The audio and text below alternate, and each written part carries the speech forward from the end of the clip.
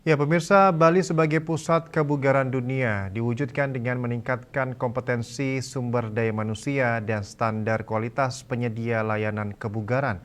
Saat ini Bali juga sudah menjadi salah satu tujuan wisata kebugaran di Indonesia.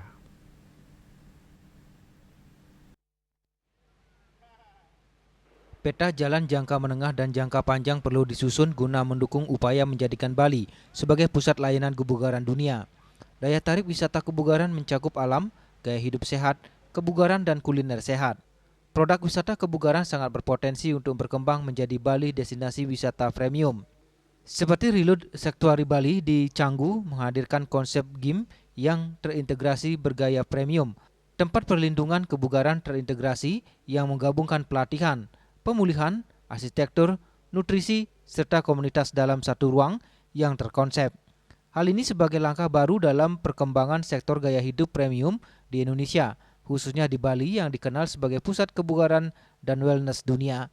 So I learned something. If you want to do something, do your best and don't hope.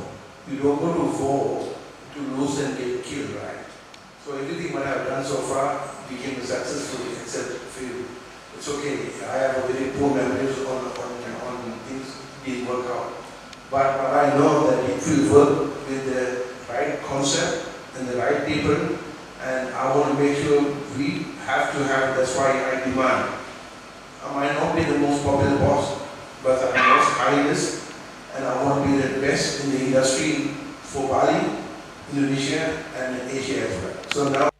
Raiswantara, Bali TV.